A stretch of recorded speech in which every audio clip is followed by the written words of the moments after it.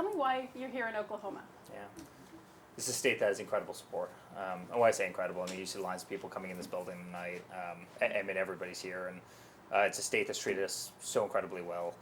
77 of 77 counties we won in 2016. 77 out of 77 we won in 2020. And it's a state that loves Trump. It's a state that loves our family. It's a state that loves my father.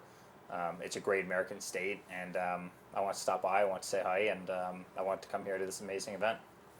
We're coming off 2 major hurricanes. Yeah. When it comes to FEMA, what would the Trump administration do in terms of changing it, in terms of spending and its operations? Yeah.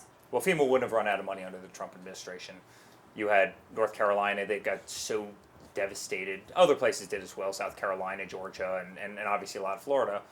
And you have Mayorkas come out and obviously say, hey, FEMA's out of money, right? They spent $344 million, and they come out and they say they're out of money, yet you have illegal immigrants that are housed in the most expensive hotels in New York City. 157 hotels in New York City are filled with illegal immigrants. We spent $200 billion on a war in Ukraine. Americans don't see any benefit to that. All it is mass carnage of youth overseas. We spent $200 billion on that, and then you get to see Kamala Harris come out and say that we're going to give $750 as a loan, by the way, to people after seeing their entire houses destroyed, after seeing their homes knocked out by mudslides, their houses are being washed down rivers. And she comes out and says that people are going to get $750. It's a disgrace. Mayorkas should have never allowed FEMA to run out of money. We as a country should have reserved money for natural disasters. Literally, we just had the latest hurricane, obviously, that hit my home state of Florida. I was there for the hurricane. It devastated the state, and FEMA's out of money. It's not acceptable in the United States of America. We're so much better than this. We know that the Harris campaign this week is ramping up efforts to try to win over black male voters specifically. Is the Trump campaign seeing an uptick in support when it comes to that specific demographic? Seen an uptick when it comes to African American support by the biggest numbers I think any Republican has ever seen, by a lot. Hispanic voters, youth voters. Listen, the reality is this country's not working right now. It's not working. Everything's unaffordable. There's not a single person that's watching us right now that thinks anything in this country is affordable, because it's not. Groceries are up literally 100% over what my father was saying. Gas has tripled in prices. Go look at mortgage rates. Mortgage rates are 8% right now. Try refinancing your home right now. 8% versus 2.5% under my father. Look at rents in this country. Look at the cost of an iPhone. Look at utility bills. Look at car insurance. Look at normal insurance. I mean, everything in this country is unaffordable, yet people haven't gotten raises in this country in a 4-year period of time. Wages are stagnant. There's more people working 2 and 3 jobs than ever before. And everybody feels it, and everybody knows it. And I think people feel incredibly let down. They see a president that's literally lying on a beach on a Monday, sleeping. That's not the image we want for America. You have a candidate right now in Kamala that can't get through an internet interview. She goes on a podcast called Call Her Daddy, as a hurricane is literally devastating the Carolinas and one's about to hit the state of Florida. These aren't serious people. And the whole time you have wars all over the world. You've got mass carnage. You have Israel, our greatest ally, that's being shot at every single day by Iran. Religious liberty is being lost in this country. Our Second Amendment is being lost in this country. Freedom of speech is being lost in this country. The family unit is being attacked in our nation.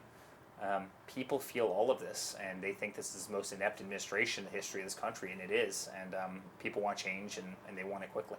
I want to go back to the economy. You touched on it. This is a major issue. For a lot of voters, it is the #1 issue. The Harris campaign claims the former president's, your father's, economic plan will actually increase inflation.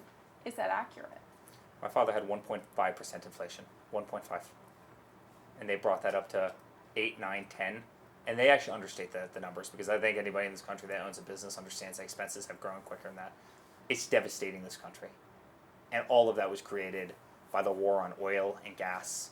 I mean, it's and their horrible spending, but really their war on oil and gas, which a lot of economists will say is 60% of total inflation. Look at the price you pay at the pump. My father had $1.89 gas. What is it now? $5.50, $6, depending where you are in this country. If you live in a great state, it might be in the high 4s. It's totally unaffordable. Again, look at your utility bills. Look at your groceries in this country. Look at everything. The reason that interest rates had to go up was to combat their rising inflation, right? That's why houses in this country are unaffordable. Good luck being, a young couple. You want to go out, you want to buy your first house. Houses have doubled in cost. mainly because the building materials have gone through the roof. And now all of a sudden you're paying 8% interest if you can even get a loan, at all. I mean, it's made the American dream totally unaffordable. It's made home ownership totally unaffordable. And everybody knows that in this country. They feel it, they know it, they see it, and they want to return to kind of American prosperity and American greatness, and we're not at that right now. So where does tariffs factor into all of this, and what would your father's plan be when it comes to those? Tariffs factor in when everybody around the world is ripping us off. That's when tariffs factor in. Try and sell a Harley Davidson. Try and sell a Ford pickup truck to China. They'll laugh at you. They'll leave it on a boat. They won't bring it to their ports. And if they finally do, you're going to pay a 200% tariff. And then you get to hear about people talking about how we want, free trade. And that's not free trade. They're not taking any of our products. They do that on purpose because they don't want to help our manufacturing in this country. Yet they import all their garbage into this country, and that means that American workers lose their jobs. So my father loves free trade, but the problem is we don't have free trade in this country. No one's been watching it. People have been using us and abusing us. Every ship comes into America and they're full. And when they leave empty. They fill up again and they're full. And guess what? Every single one of those ships that leaves empty, that's American jobs. That's American jobs that, those are American factories that have been shut down. Those are American jobs that are gone. I can't tell you how many factories I've walked in this country over the last 10-year period of time where it's a chain link fence, around a big parking lot. No lights are on. The grass is overgrown. They don't make anything. The buildings are empty. They're totally lifeless. We've lost our industry because of stupid policy. So my father wants to bring back manufacturing. He wants free trade. If anybody wants to use and abuse us like Mexico, he's going to take action. He'll do that in the form of tariffs. If you think that John Deere and other big companies are going to move their plants from the United States 1 foot south of the southern border, make the same product there using, cheap non-American labor, only to send their product back into the United States, that's not going to happen under my father. How quickly could we potentially, sorry to cut you off there, how quickly could we potentially see tariff proposals if your father is reelected? Instantly. And it'll have an immediate effect because those people who are thinking about moving their companies out of the country will not do that. The other thing you're instantly going to see is no tax on tips, no tax on Social Security, and no tax on overtime. And he wants to lower the general tax rate in this country to make the United States the most competitive business environment anywhere in the world. If you lower taxes, if you decrease regulations, if you let American capitalism thrive, if you allow people to actually take home their money and spend the money on the things that are valuable to them and their families versus the government, hey, they've spent $200 billion, as we were talking about before, in Ukraine. Do you think you could spend that money better, or would you rather see $200 billion go over to see cities be literally turned to dust and rubble? And every American will answer that question the same way.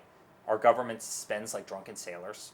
They don't put this country first, hence the reason that those victims in North Carolina are getting $750 while, terrorist nations around the world. Obama sent Iran $150 billion. A country that chants death to America. And we're giving $750 to people after they see their whole life destroyed, ruined, washed away. We've lost our mind.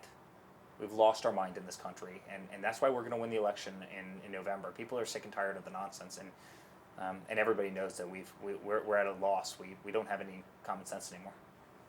Okay, we're going to have to cut it. Can I ask one more question? One more. What is it going to take to win on November 5th? Yeah. With literally people showing up is everything, and people will. The enthusiasm is unlike anything I've ever seen before. There's so much love out there. They've done everything they could to take my father out. They tried to impeach him. They made up dirty dossiers. They made up the Russian collusion hoax. They tried to take him off the ballot in Colorado. They tried to take him off the ballot in Maine. They went after him with every AG and DA in the country. They raided his house. They came after me 110 subpoenas later, actually 111. They went through his wife's closet. They raided his kid's room. I mean, I could go on and on and on. They tried everything they could to stop my father. Somebody tried to kill him. You saw that in Butler, Pennsylvania. Then somebody 5 weeks later tried to do the exact same thing. They tried everything they could to take him out, to take him down. And I think the people of this country have seen the onslaught, how unfair it's been. I think people have seen how unfair the media coverage in this country has been, the one-sided, kind of very weaponized media coverage. You know it all too well. And I think people are rooting for somebody who's really sustained all of that, battled through all of it, made it through all of that, and still wants to stand up and say, fight, fight, fight, fight for the United States of America. You know, keep America great, put America first. And so people have to get out to the polls, but I think we're going to do beautifully on November 5th.